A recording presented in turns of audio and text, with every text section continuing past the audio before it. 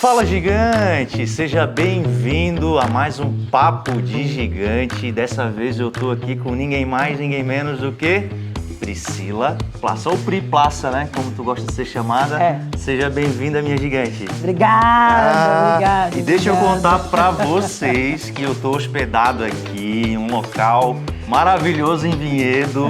Teve uma pessoa que me convidou e aí eu aceitei o convite, agora não quero mais sair daqui. Pois é, o duro é que ele tá morando aqui, entendeu? Tô morando aqui e tenho muita vontade de continuar por aqui. Temos vários visitantes, inclusive, ó. Gente, o papo de hoje vai ser literalmente um papo de gigante. E eu quero começar, inclusive, já te fazendo uma pergunta, minha amiga. Sai, Zara. Na tua opinião, o que significa a palavra gigante? Começar por aí. Gigante. Gigante é quando é algo muito maior. Você é muito simples, né? Eu sou muito direta. Para mim, gigante é algo maior do que aquilo que a gente está acostumado. É isso. Sendo muito simplista, gigante é algo maior. É quando você tem uma média, tem uma percepção média de alguma coisa e você fala, caramba, isso é gigante. Gigante é algo grande, de expansão, de tirar referência daquilo que é uma referência média que as pessoas têm. Legal. Pri, obrigado. Só que eu queria conversar contigo um pouquinho sobre o que precede um gigante. Talvez a gente possa utilizar aqui um termo que eu gosto bastante, que quem já me acompanha há um tempo mais já deve ter ouvido eu falar, que é um gigante adormecido, né? Então, o que faz uma pessoa viver uma vida onde um determinado gigante, se levarmos isso para um papo um pouco mais filosófico, vamos dizer assim, um gigante viver adormecido ou passar parte da vida adormecido? Legal, vamos focar em gente. Quando eu entendi gigante, eu entendi gigante geral. Tudo a ver, né? Tem tudo a ver. Mas assim, um gigante adormecido. Vou te dar a minha teoria filosófica, tá? Eu adoro filosofia. A minha leitura de vida é que assim, eu acho, né, e que quando a gente nasce com toda a nossa capacidade, de potencial que a gente pode ter ao longo da vida. Então, desde de intelectual, energético, espiritual, eu acho que quando nasce uma pessoa, ela nasce muito na essência dela. Eu acredito que cada um de nós tem um propósito e tem uma missão. Não que isso não possa mudar ao longo da vida, porque eu acho que você sabe que a gente observa muito a natureza, então, quando eu coloco uma semente lá, de laranja, se eu plantar uma semente de laranja, essa semente de laranja, ela vai crescer e vai virar uma laranjeira.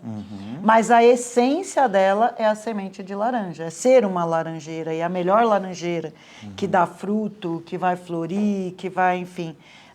Quando ela estiver no seu mais alto desenvolvimento, vai ser o maior potencial que ela pode ter, que é colaborar gerando laranjas, tá? E eu acredito, olhando para a natureza, porque eu acredito que o ser humano é exatamente assim. A gente é uma semente e quando a gente nasce, a gente está começando com todo o nosso maior potencial.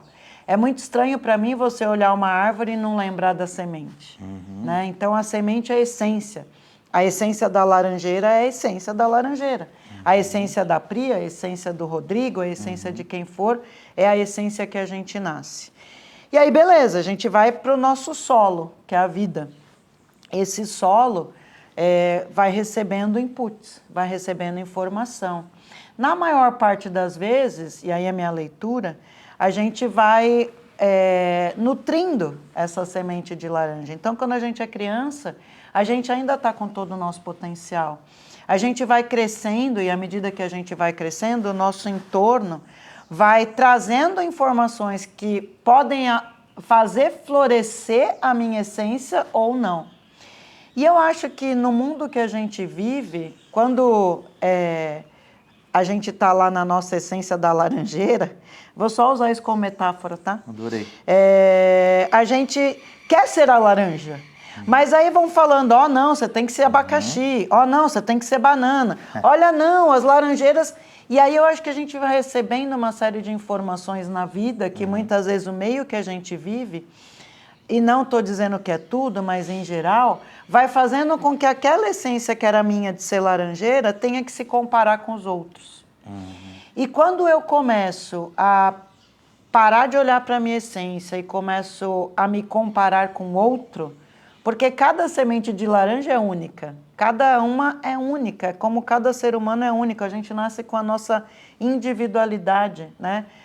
Aliás, a palavra indivíduo vem do latim, individuo, ou seja, não dá para dividir por dois, você é você e cada um nasce com DNA, com uma íris, com uma impressão digital, que eu acho que a fonte divina dizendo para a gente, olha, seja você, seja único, é a sua identidade. E a sua identidade não precisa ser igual a de ninguém, é sua. E à medida que a gente vai ao longo da vida recebendo essas informações e muitas vezes aceitando para fazer parte de um grupo, para ser aceito na família, para ser aceito na empresa, para parecer que, né? Eu acho que aí o gigante vai adormecendo. Porque eu abro mão da minha essência para ser igual ao outro. E aí, o que é mais bonito no ser humano é a individualidade, é a sua essência, é eu ser aquilo que eu nasci para ser e potencializar isso. Então, é difícil isso, porque é uma guerra. A gente vive, e a maior parte das pessoas vive, entre aquilo que você é e aquilo que te esperam de você. Aquilo que você é e aquilo que a sociedade aceita, ou a empresa aceita, ou o mundo, enfim, aceita. Então, na minha leitura filosófica, o gigante vai adormecendo aí, quando eu paro de me conectar com a minha alma, com a minha essência e começo a querer fazer conexão que não tem nada a ver comigo. Perfeito. Bom, já já a gente vai bater um papo, vai conectar esse assunto com o despertar desse gigante, né? Afinal de contas, o que pode acontecer ou qual seria uma boa prática para que a gente saia desse sono profundo. Mas antes disso, eu queria que tu falasse um pouquinho sobre a tua própria essência. Tira ela daí, para de fazer carinho, porque senão ela não sai daí. Vai, pode ir para lá. E, Pri... Desculpa, fala de novo. Sobre a tua própria semente, né? A tua essência, lá voltando, resgatando, porque um dos objetivos do Papo de Gigante é justamente poder trazer uma centelha, uma chama, uma motivação ou um gás a mais para quem está nos assistindo, que geralmente o nosso público, tu sabe que, né, ele é recheado de promotores e promotoras de vendas, a galera que está no PDV diariamente, que muitas vezes se depara com situações onde é muito mais fácil desanimar, é muito mais fácil perder a coragem, perder a esperança. E a tua história é uma história que me traz muita esperança, me traz muito gás até para continuar fazendo o que eu faço, né? Então conta um pouquinho para a galera como que tu iniciou a tua carreira, como é que foi essa semente da Pri. Vamos lá. Eu acho que assim, eu vou falar de vida e de carreira, isso. Não que sejam duas coisas separadas, mas acho que a leitura é um pouco diferente. De vida, né? Eu nasci numa família bastante humilde, né? Onde meu pai era caminhoneiro, minha mãe era manicure. E eu, naquele meio, né, eu de uma certa forma, eu sempre fui uma pessoa muito comprometida com a vida, sabe? Eu acho que eu sou muito grata pela vida que Deus me dá. Porque eu acho que todos os dias você pode fazer diferente, pode fazer diferença na sua vida e na vida das pessoas. E isso eu tenho comigo desde sempre. Eu sempre tive muito prazer em viver, sempre tive muita vontade de estudar, de crescer. Eu tenho vontade de viver, sabe? Por mais que a gente tome porrada, e eu já tomei muita, depois a gente conta, porque senão a gente vai ficar aqui dias. E as porradas, na verdade, eu acho que elas vêm... No primeiro momento é ruim, porque você desanima assim, você fica para baixo, você muitas vezes quer desistir. Mas quando você entende que a sua essência é ser a sua essência, você olha para tudo aquilo e fala, então tá bom, é a prova? Então tá bom, eu sou chata, assim, sou resiliente. Eu falo, você está me provando? Está me provando? Então tá bom, é agora que eu vou. né? Então, acho que esse agora que eu vou me ajuda a me empoderar para enfrentar as porradas que eu tomo. E toma até hoje. E aí, o meu sonho, quando eu era adolescente, eu acho que a adolescência é um momento muito complexo na vida da gente, porque você vai criando sua identidade, você vai tentando... E, ao mesmo tempo, você quer fazer parte de grupos, de tribos, quer ser aceito pelos coleguinhas, por tudo. E é muito louco o quanto que isso depois permanece na nossa vida, né? Você quer ser aceito na equipe, você quer ser aceito na empresa, você quer ser aceito na família. E é nessa fase, eu olhava para mim e falava assim, pô, eu olhava para os meus pais e eu falava, eu quero fazer diferente na vida, sabe? Não é porque eles não eram importantes, não. Muito pelo contrário, era para ajudá-los a fazer sair daquela vida que eles entendiam que era uma vida sofrida, né? Limitada. E eu não gosto de nada limitado, porque eu acho que se você nasce com o poder de se transformar, eu acho que você, quando coloca isso na cabeça, você pode falar, pô, eu posso ser maior, eu posso ser gigante, eu posso ser muito maior do que isso que as pessoas estão querendo me colocar na caixinha. E aí eu, desde sempre, né, minha mãe tinha salão de cabeleireiro, e aí eu ajudava minha mãe no salão. Com 10 anos eu já trabalhava. Na época não era feio trabalhar quando você era criança, na época era legal, porque o trabalho ele me trazia possibilidades. E eu amo tudo aquilo que me traz possibilidade até hoje, sabe? E aí eu, pô, ajudava varrendo o chão, ajudava enchendo coisinho de shampoo, e minha mãe vendia. Minha mãe é uma vendedora nata, cara, né? Minha mãe vendia roupa, minha mãe vendia bijuteria, minha mãe vendia joia, minha mãe vendia produto de beleza, tudo que dava para vender, ela vendia no salão. E eu acabava sendo o back-office, né? Filha, vai lá na malharia e pega não sei o quê. Eu pegava a minha bicicleta e ia, porque a cliente estava esperando. E ela falava, não, mãe, mas tem aí. Não, mas não é da cor que ela quer. Vai, vaza, pega a bicicletinha e vai. Então, eu fui sempre uma pessoa muito esforçada, eu acho, de querer fazer, né? De querer acontecer. E eu acho que quando você é esforçado, e não para os outros, era para mim, você consegue transformar. O que você não consegue transformar é o que você está no marasmo, que você está na vítima. E eu, gente, na boa, e vou falar, eu odeio gente que acha que é vítima. Detesto. Não odeio as pessoas, eu odeio a atitude de vítima. É isso. Só repaginar aqui o que eu falei. Eu odeio essa atitude de que, ó vida, ó céus, a culpa é disso, Ninguém me daquilo, valoriza, da etc, minha mãe, do blá, meu blá. pai, de Deus, do governo. Cara, só é vítima quem quer. Pri, mas você é muito assim. Sou. É o jeito que eu tenho de pensar e eu acho que é isso que a gente tem que trazer para cá. Ninguém é vítima de nada. Porque eu vejo que, às vezes, dentro de uma mesma situação, você pode reclamar ou pode agir. Eu sempre escolho o lado de agir. Então, nessa fase, foi uma fase que era muito difícil para mim, porque eu estava vislumbrando o que eu queria fazer, né? O que eu queria ser. Talvez eu não soubesse, mas eu só sabia que aquela vida era o que eu não queria. Eu só sabia que não era aquilo que eu queria. E é óbvio que dentro desse movimento de vida, uma das formas de você fazer é trabalhando, né?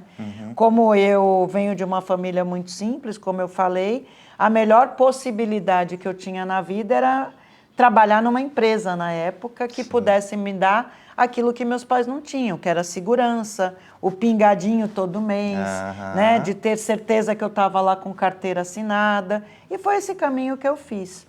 Assumi sempre decisões que não me colocavam na vida comum.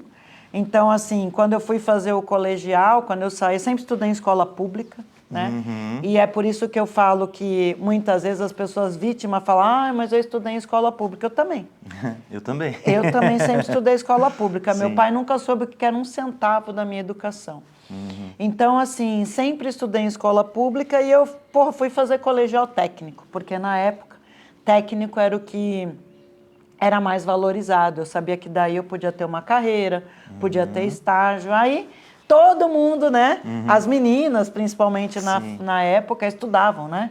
Eu vou fazer magistério, vou fazer DCC, edificações. Eu fui fazer mecânica. Foi uma das primeiras mulheres no Brasil a fazer o técnico em mecânica numa escola em São Paulo, no Liceu de Artes e Ofícios, que era concorridíssima, porque já era bolsa, e fui. Passei o pão que o diabo amassou com os moleques. Imagina os moleques na idade de 14 a 17 anos. Me colocavam no lixo da escola, Nossa. colocavam graxa na minha luva de solda. Puro bullying. Na época não tinha essa... Isso, né? cara, mas hoje... Ia pra cima, resolvia e bullying. se defendia, Mas na né, da forma que época dava. é o que te fortalece, né? É o que faz você aprender a se defender, é o que faz você aprender a lidar com o outro que não pensa como você. Ô, Pri, e aí mesmo diante disso, dessas situações, dessas questões, tu continuava honrando essa tua essência. Né? Porque isso, eu gosto muito de conversar com as pessoas, né, aprofundando essa história, porque é justamente o que constrói a gente, né? É o que constrói. Sofri. Sofri que nem gente grande, não era gente grande na época. Minha mãe e meu pai, coitados, eles tentaram me dar o maior apoio, porque... E aí, sendo muito honesta com vocês, eu sair do bairro que eu morava, que era um bairro mais de periferia, e ir estudar no centro de São Paulo já era uma decisão muito difícil para minha família. Porque eu nunca vou me esquecer, gente, que assim, tinha dias que para eu ir, porque eu tomava 2 ônibus, 2 metrôs, isso com 14 anos, né? Eu via, né? Minha mãe falar, não, guarda o dinheiro para a Priscila ir amanhã na escola. E esse guardar o dinheiro, às vezes, é o dinheiro do pão do café da manhã. Então, meus pais fizeram escolhas também difíceis, né? Porque eu tenho mais 2 irmãos e escolhas difíceis que, às vezes, tinha que ir para a escola, mas os outros tinham que comer pão, né? De alguns dias anteriores. Mas eu acho que, assim, tudo valeu a pena, sim. Eu honrei minha essência, eu sofri muito, mas também me fez ser aquilo que eu sou. E olha que louco, né? Só o resultado de honrar a essência, quando eu me formei, a minha formatura foi num espaço gigantesco que tem aqui em São Paulo, que é o Palácio das Convenções da AMB. Cabem 2.000 pessoas e na formatura dessa escola ia em torno de umas 1.000 pessoas, e eu fui a oradora da turma de mecânica. Olha só, caraca, hein? Que legal, hein? Eu fui a oradora, cara. Então isso para mim já era o meu primeiro trunfo, né? Eu falava, caraca, olha o que eu sofri para chegar aqui, mas por mérito, sabe? E não estou dizendo que a vida só é boa quando tem sacrifício, não, tá? Não é isso, não. Eu não quero trazer essa sensação. Mas a vida é boa quando ela te traz situações que te fazem assumir cada vez mais a sua essência. E óbvio que além de todo o preconceito, porque eu era a única menina de mecânica. Então, imagina, as meninas olhavam e falavam, ai, faz mecânica. Ai, todo um preconceito de gênero, que na época era muito pior do que hoje, no sentido de, olha lá, menina, Ana Machadão, né? Ana Machadão tinha na época. E aí você vai vivendo, né? Vai convivendo com isso e vai entendendo que a verdade do outro não é a sua verdade. E assumir a sua verdade é difícil, tá? É bem difícil, porque você assumir a sua verdade significa que você é a única responsável pela sua vida. E isso tem seu custo, né? Tem seu peso. E aí, enfim, né? E aí nessa brincadeira eu entrei no ambiente de trabalho. Antes disso, deixa eu te falar uma coisa. Enquanto tu vai falando aí, a minha mente ela vai... Sabe como funciona, né? E eu não poderia deixar de registrar isso, de falar, né? O quanto eu te admiro, sabe?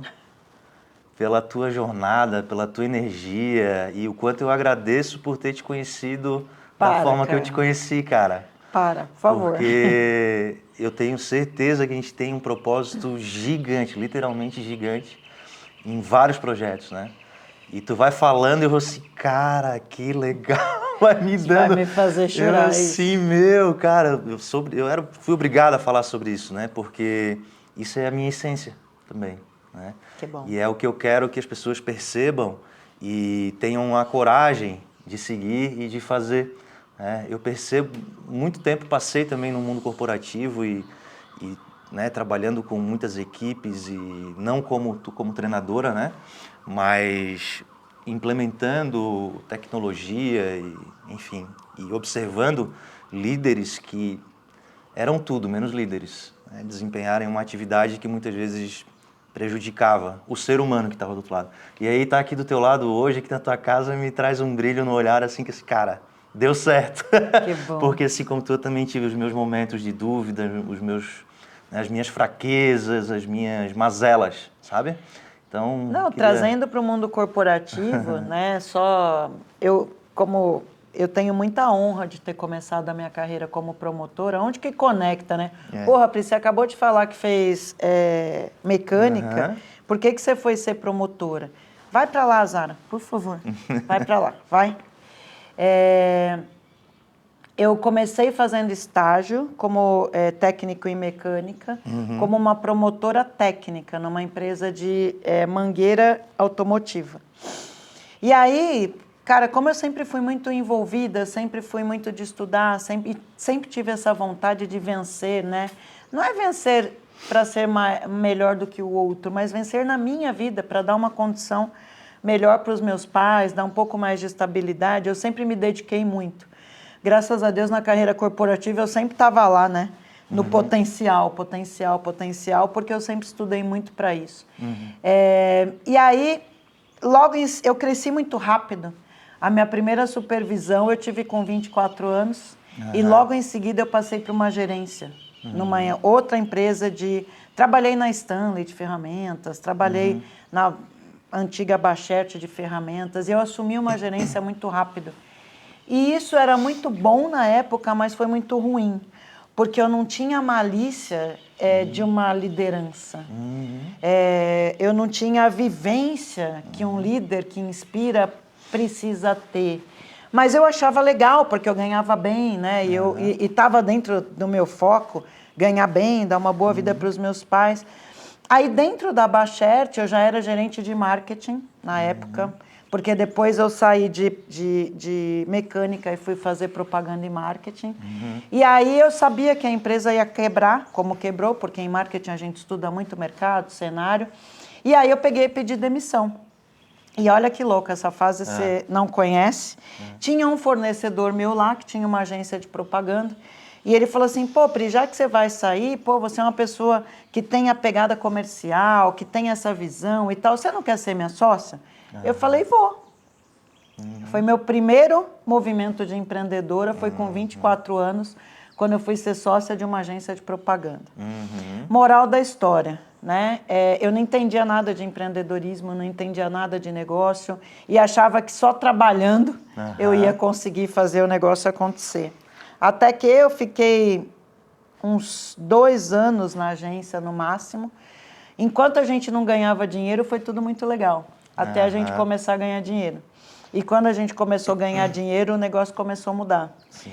E sócio, gente, é uma coisa desgraçada. Sócio é uma coisa que é muito difícil. Tem os que dão certo e tem os que dão errado. Não estou, de novo, fazendo um preconceito, mas, assim, no meu caso, deu errado.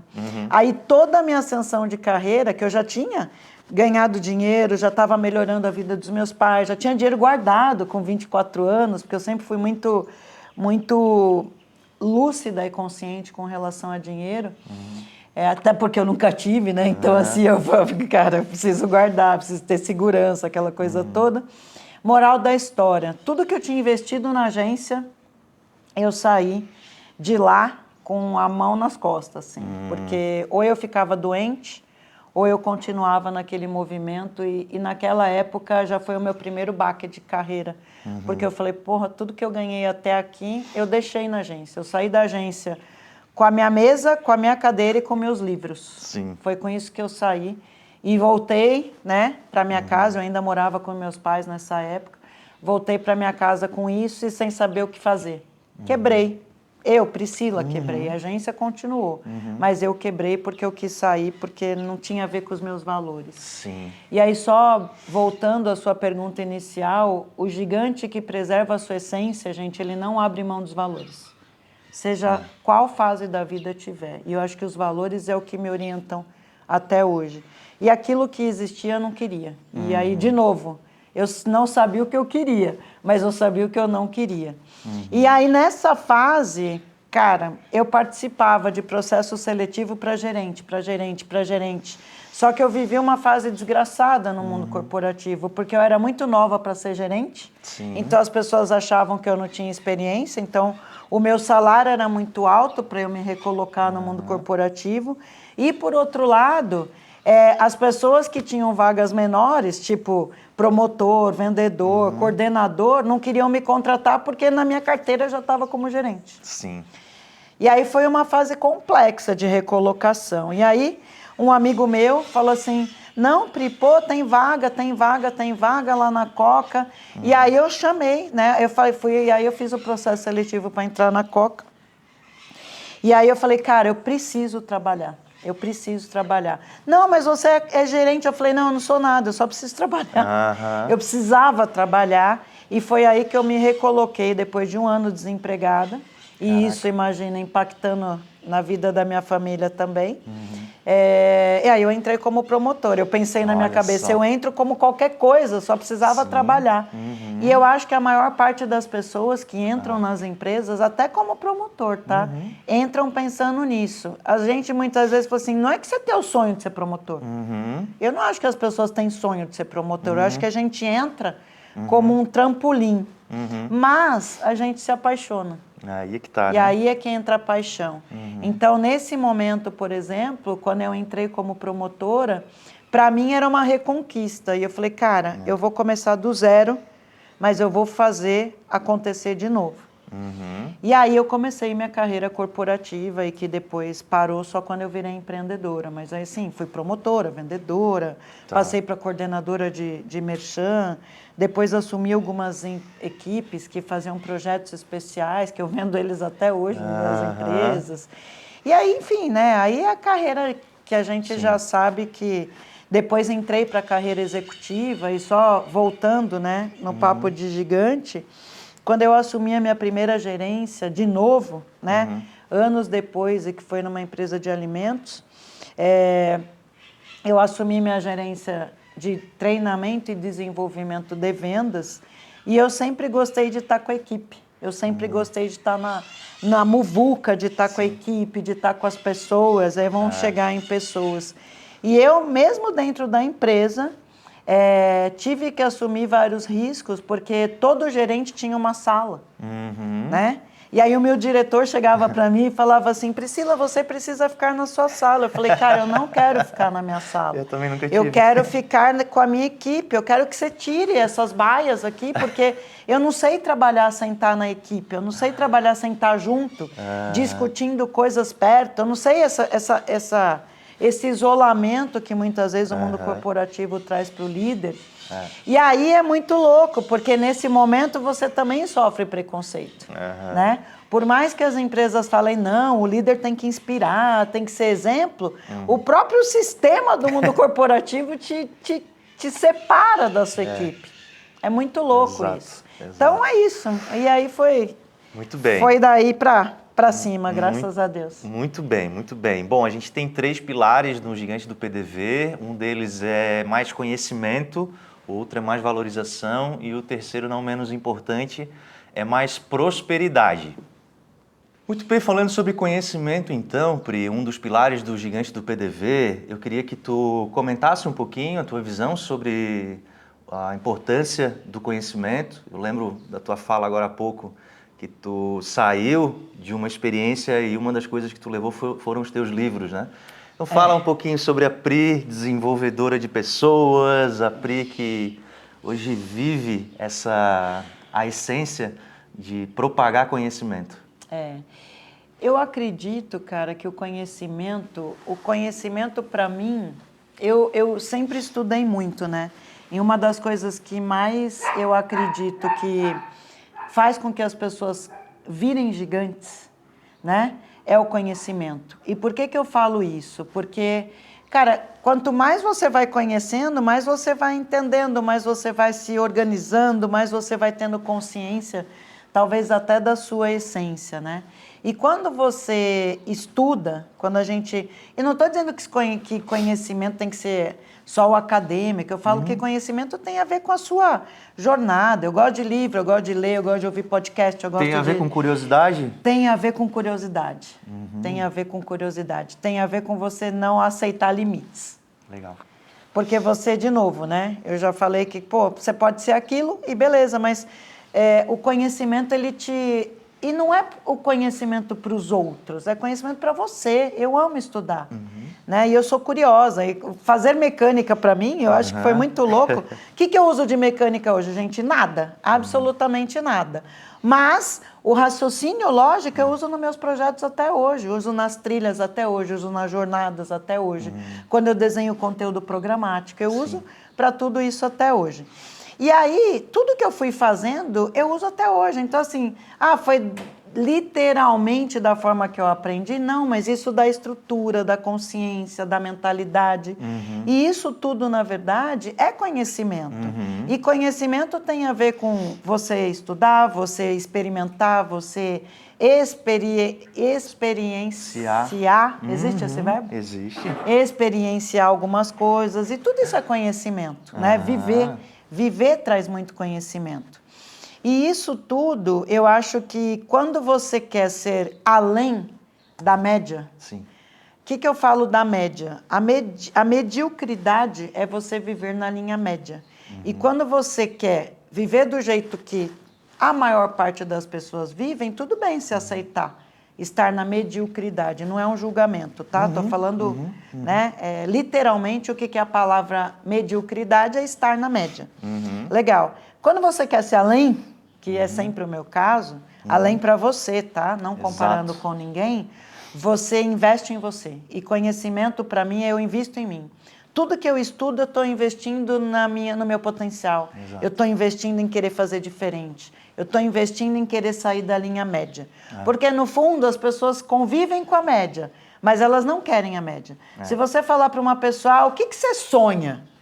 Eu sonho em ter uma super casa, eu sonho em ter um super carro, eu sonho em ter um relacionamento perfeito. Não quer a média. Exato. Você se conforma com a média, mas você sonha em ter acima da média. E eu, como sempre fui de pôr a mão na massa e lá acontecer, cara, eu estudo. Eu estudo, eu invisto em mim, eu invisto no meu conhecimento. Cara, muito legal, porque conecta com justamente a primeira etapa do processo evolutivo do gigante do PDV, que a gente tem 7 níveis que a gente trabalha nos workshops, né, na nossa mentoria e também no nosso PDG, que daqui a pouco a gente vai falar um pouco mais sobre ele. O primeiro estágio é o despertar. E para mim, diante do que tu trouxe nesse nosso bate-papo aqui, Pri, esse teu despertar, obviamente, ele tem relação direta com a tua essência, que se conecta com a tua história de vida, com o teu pai, com a tua mãe, de realmente ter essa vontade de levar o melhor para eles, né? Sim. Então, muitas vezes eu converso com promotores, com líderes de um modo geral, e esse despertar, essa consciência não está clara.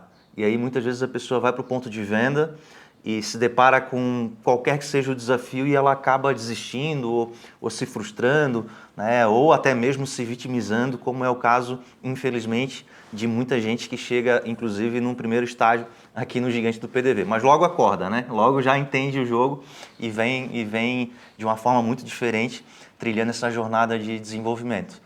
E Pri, na tua opinião, o que te trouxe, o que te possibilitou essa curiosidade, que eu acho que a origem veio justamente dessa tua vontade de entregar o melhor para tua família, né? De realmente fazer mais, de acreditar em si. E como que tu te sente hoje despertando esse mesmo sentimento em outras pessoas, nos teus treinamentos, né? Acho que foi justamente o que nos conectou. Exato. Que quando eu vi a Pri no palco com a camisetinha, eu vendo o valor assim, eu quero ser amigo dela. Então me conta, Pri, sobre essa parte, né? O quanto o conhecimento é importante para fazer com que a pessoa de fato evolua na sua carreira.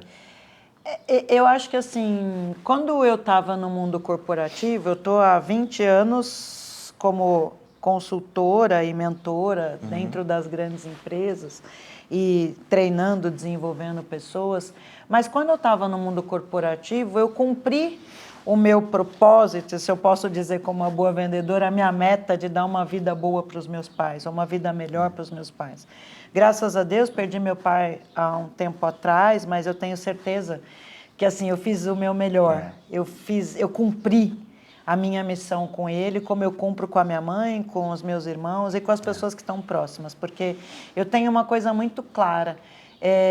Não adianta eu estar vencendo, no sentido, vencer é individual para cada um, e não tem a ver com dinheiro, não tem a ver com prosperidade. Exato. Prosperidade, para mim, eu não sei se é para falar a prosperidade agora, que é um dos pilares, mas assim, o conhecimento, ele permite que você acesse a prosperidade. Exato. E prosperidade é eu ter as possibilidades para ser aquilo que eu quiser e fazer aquilo que eu quiser na minha vida, e o dinheiro me empodera para isso. O dinheiro, ele me traz possibilidades.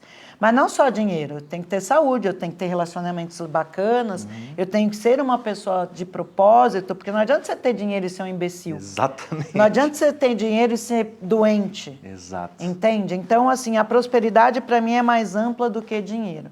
Tem até uma frase, Pri, deixa eu trazer aqui, que é de um grande amigo meu, que ele fala assim, né? Tem gente que ele conhece, ele fala, eu também conheço algumas pessoas assim, que é tão pobre, tão pobre, tão pobre, que a única coisa que tem é dinheiro. É isso. Né? Dinheiro é meio. Exato. É recurso. E hoje, graças a Deus, eu ganho dinheiro e consigo realizar os meus sonhos e os sonhos das pessoas que eu amo, investir em projetos que ajudam pessoas, como o próprio PDG, que depois a gente vai falar. Então, assim, o dinheiro para mim serve para isso, só para isso, tá? E voltando ao conhecimento. Então, quando no momento que eu ainda vivia a minha carreira corporativa, eu consegui suprir isso que eu queria, a minha meta. Só que vai ficando pequeno perto de tudo aquilo que você percebe quando você investe no seu gigante. Eu queria dizer para as pessoas o quanto que, não que eu seja exemplo de nada, mas o quanto que as pessoas podem ser maiores do que aquilo que elas enxergam. Eu acho que esse é o meu propósito, e eu entendi o meu propósito de vida e entendi o porquê que minha vida teve que ser assim para eu poder falar tudo isso hoje. Então, hoje, com 55 anos, a gente tem uma maturidade e uma vivência que te permite enxergar as coisas com mais clareza. Então, nos últimos 20 anos, não que isso não acontecesse, eu entendi que eu podia influenciar a vida de pessoas de uma forma positiva. E isso, gente, não tem dinheiro que pague. Eu, lógico, recebo para isso. Você pode falar, Pri, hoje é fácil para você falar porque você recebe para isso. Recebo. Recebo sim e recebo muito bem. Porque se eu vendo valor, eu não sou uma pessoa barata. Exatamente. Agora, o quanto eu colaboro não está na minha nota fiscal, sabe? O quanto eu toco a vida das pessoas e o quanto que eu tenho um compromisso com isso, porque não é só tocar. Para eu tocar a vida das pessoas, eu tenho que viver do jeito que eu falo. Exato. Eu tenho que ser o exemplo daquilo que eu prego, né? E eu tento, erro pra cacete. Tem um monte de defeito, um monte.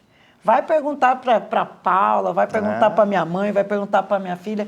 Cara, eu erro muito, mas eu tô num movimento de, como qualquer ser humano, aceitar que eu estou em evolução e que eu posso errar, que eu posso acertar. Não pretendo ser perfeita, estou abrindo mão da perfeição. Não quero ser a melhor pessoa do planeta, não. Eu estou aqui comigo, consciente, e quero colaborar, é isso.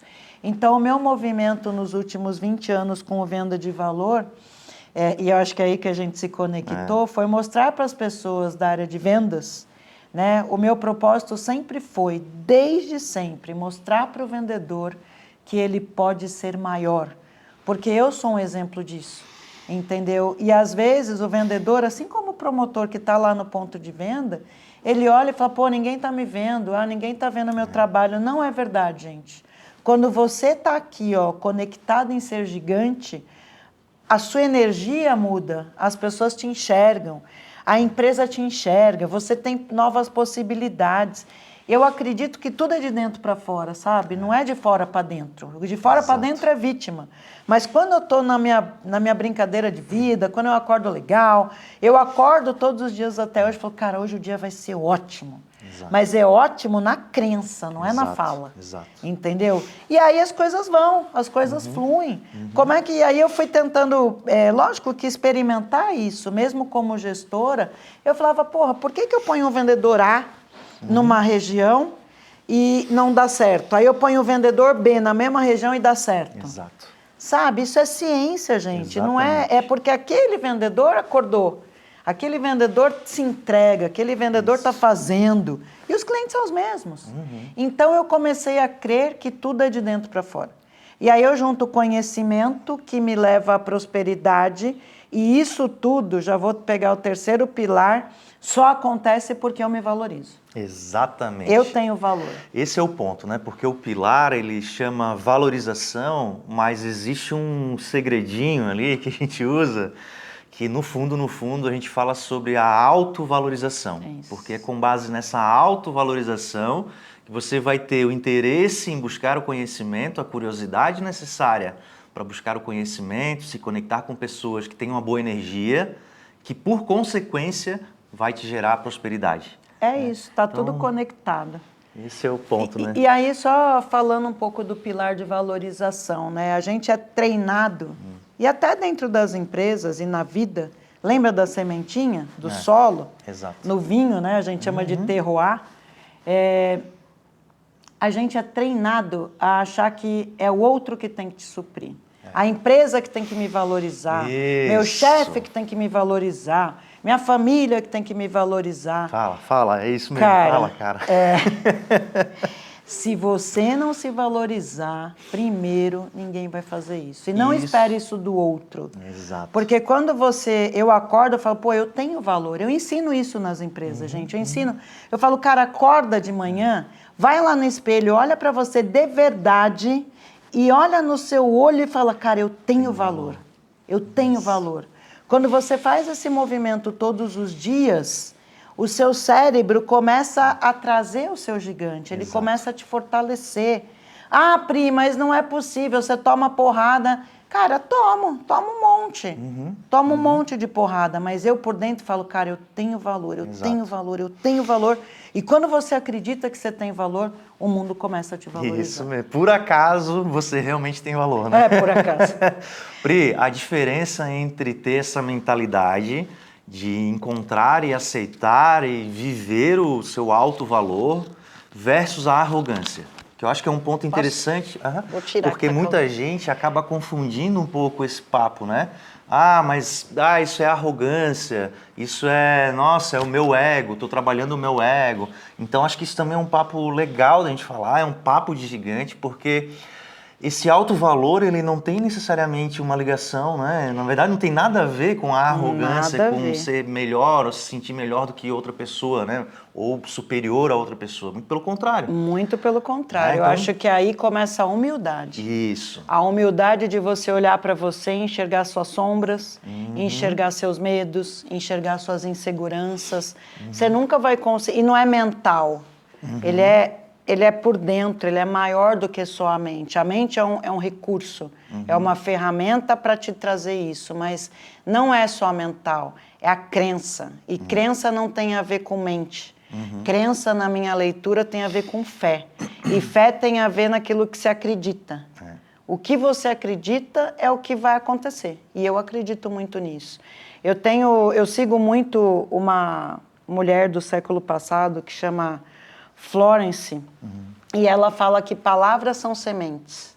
E tudo aquilo que você fala é o que sua mente vai acreditando e é o que sua vida vai se transformando. Ela chama Florence Scovel Shinn. Legal. E ela fala, você tem que preparar o solo, mesmo que você não enxergue a árvore. Legal. Você tem que cultivar as suas sementes. E cultivar as sementes tem a ver com aquilo que você acredita e aquilo que você fala. E aí vai transformando a sua história naquilo que você vive. E quando eu falo que não tem a ver com arrogância, é porque em nenhum momento da minha história, pelo menos que eu ache, eu sou arrogante. Você me conheceu lá, sentadinha, não foi? Sentadinha lá atrás, no banquinho, e eu estava lá, e eu estava na frente de diretores de uma multinacional, conduzindo e moderando o painel só de diretores, e eu estava lá sentadinha, porque eu aprendo. Quando você entende o seu valor, você se coloca num papel de aprendiz. Isso. Eterno aprendiz. Isso. Então, você nunca vai saber mais do que o outro. Você olha e fala, pô, o que eu posso aprender com isso? Pô, que bacana, que legal. Então, às vezes, as pessoas confundem com arrogância quando é ego. Exato. E aí eu entendo. Tem gente que fala, não, eu sou foda, eu sou melhor. E melhor que quem? Isso é olhando para fora. Isso para mim é ego. Quando eu falo, pô, eu estou melhor em relação a mim. Exato. É olhando para dentro. E eu não sei, pode até ser que, enfim, tem alguém que me conheça que em algum momento acha que eu sou arrogante, mas ok, é a visão do outro, e respeito, é percepção, e eu falo que sempre a maldade está nos olhos de quem vê, né? E não significa que o que o outro vê é aquilo que eu sou. Exatamente. E quando eu ancoro o meu gigante, é aquilo que eu sou. Então eu falo, não, eu sou assim. E eu sou no sentido de ser para mim. Exato. E aí minha crença está naquilo que para mim é importante. O meu propósito é transformar a vida de pessoas, eu vou fazer. E aí vocês podem navegar em qualquer cliente meu, em qualquer palco que eu já pisei, em qualquer pessoa que já passou pela minha vida e pergunte, pô, como é que é a Pri? Isso, cara, é liberdade. Quando eu falo assim, pô, pergunta para qualquer pessoa que me conhece como é que é a Pri. Sabe? E a pessoa fala, pô, a Pri é isso, a Pri é aquilo. Eu falo, cara, eu tenho tranquilidade de dizer que eu colaboro de alguma forma com a vida das pessoas. Muito bem, cara. Nossa, que papo de gigante, hein? Ficaria horas aqui conversando com ele. A gente já fica, eu tô dias aqui, na verdade, mas isso a gente deixa para um segundo bate-papo. Pri, PDG, Programa de Desenvolvimento de Gigantes. Fala nessa câmera aqui, ó, para aquele gigante que está acompanhando esse bate-papo. O que é o PDG? O que representa o PDG e por que essa pessoa deve ficar curiosa para conhecer um pouquinho mais? Vamos lá. Lembra que eu falei que uma das formas que na minha cabeça é de prosperidade é você colaborar com o outro? E na minha leitura é para isso que serve o dinheiro? O PDG é um investimento. Meu, seu, da Emília e de outros profissionais que virão. Totalmente pessoal. E assim, posso falar? Bancado por nós, inclusive, né? Exato. Para compartilhar muito de tudo isso que a gente trouxe de carreira e de vida. Porque eu também acredito que a minha crença de prosperidade é que quando você colabora, o outro também tem que fazer a parte dele. E o outro, muitas vezes, fazer a parte dele, ele é pagar pelo conhecimento. Exato. E não o valor que o conhecimento vale, muito pelo contrário, é para ele ter a atitude e o compromisso com ele. Exato. Porque, infelizmente, as pessoas só dão valor àquilo que elas pagam. Exato. Quantas e quantas coisas você sabe que a gente faz gratuita, que a gente faz de graça, que a gente faz tudo, e aí você fala assim, pô, olha, a gente vai fazer um puta no encontro aqui legal. Nossa. E as pessoas não se inscrevem, cara. Exato, cara. As pessoas não vêm. As pessoas... Eu já cheguei, gente, a dar mentoria gratuita e apareceu uma pessoa. Também. E as empresas pagam muito pelas minhas mentorias, muito pelas minhas palestras. Sim. E aí o cara não vem, e é de graça, cara. Não dá pra entender. Não dá pra entender. Na verdade, dá pra entender, né? Dá pra entender. Acho que na essência do que tu realmente ensina, essa é a base, né? Dá pra entender. E é por isso que dentro do PDG, a gente construiu o PDG para fazer uma super entrega. Cada um com a sua competência. E eu vou estar lá, na verdade, com toda essa história, com toda essa bagagem para compartilhar com vocês. A gente já desenhou conteúdo, a gente já tem conteúdo gravado, a gente vai fazer encontros ao vivo. Mas quem quiser vir, e eu tenho certeza que as pessoas que quiserem mudar a vida e a percepção de vida vão vir. E também, quando o Gigante começou com a história do PDG, eu falei, você vai me desculpar, mas as pessoas têm que pagar. Exato. E pagar pouco, não é para pagar muito, até porque a gente não vive disso, né? E não é isso que vai me deixar né, mais rica, não é isso. Mas as pessoas têm que pagar para elas terem um compromisso com elas. Exato. Porque, felizmente ou infelizmente, é assim que a maior parte das pessoas vive. Então, o PDG, para mim, é um embrião de um projeto gigante, de conectar pessoas dentro do nosso ecossistema que queiram transformar a sua vida por meio do conhecimento e por meio da valorização. O PDG está totalmente atrelado aos nossos 3 pilares, que é do gigante, mas sempre foi meu de vida, exato. né? É por isso que a gente se conectou, porque eu também sempre trouxe conhecimento para o vendedor, também sempre acreditei na valorização, por isso que, né, eu vendo o valor.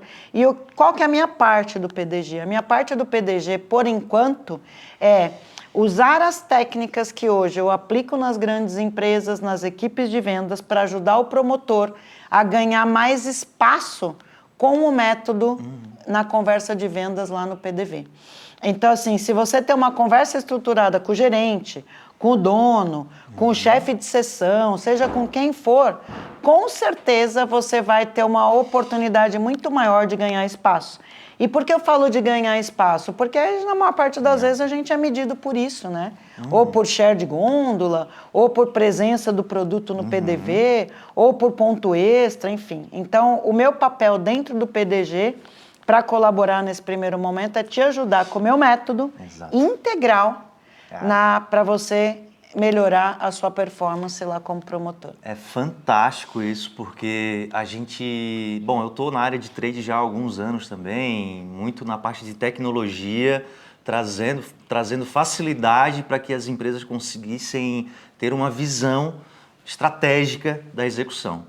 E quando a Pri vem com essa camada comercial, comportamental, orientada a resultado, a venda, a gente, de fato, está entregando para o mercado a possibilidade de transformar aquele agente operacional em um agente estratégico, de fato, né? Focado no sellout. Então, assim, é um projeto que ele...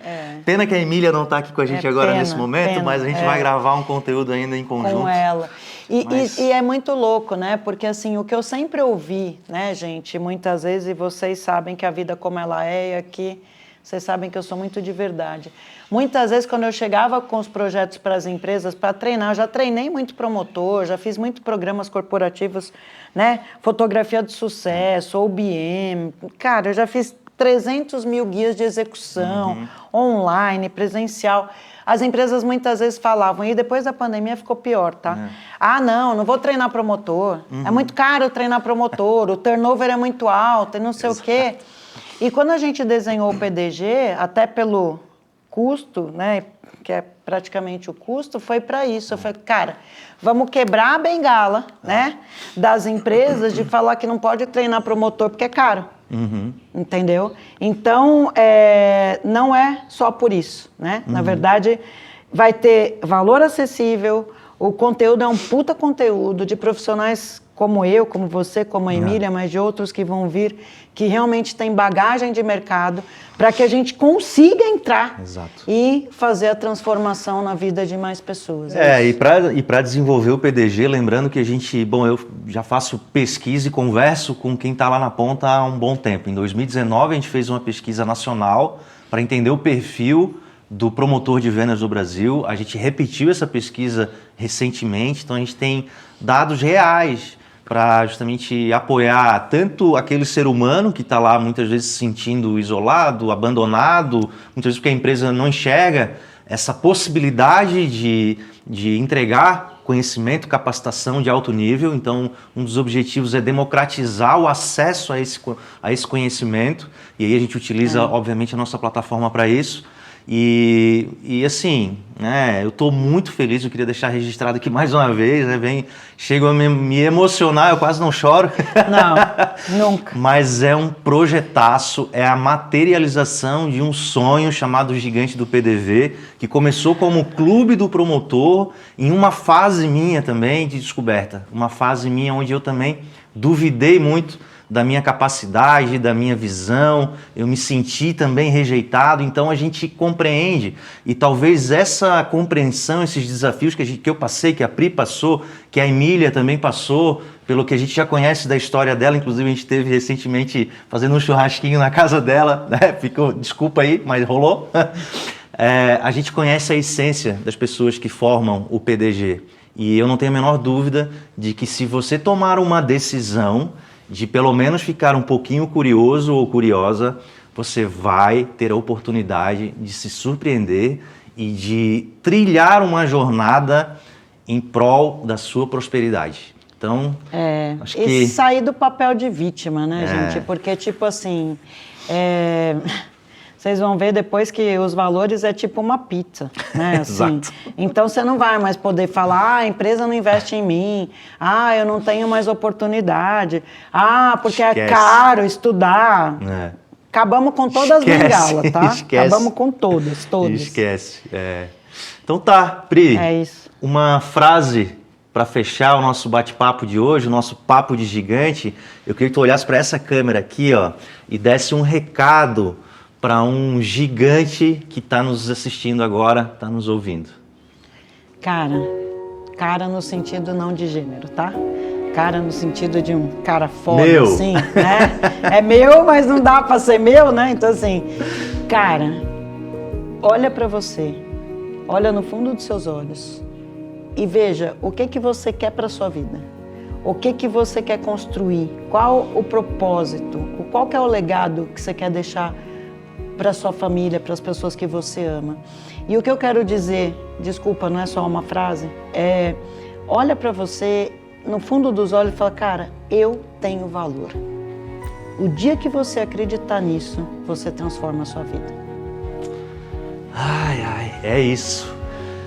Muito obrigado por mais um Papo de Gigante, Pri. A gente vai ter vários outros e, gigante, eu acredito em você. Um abraço e vem ser gigante.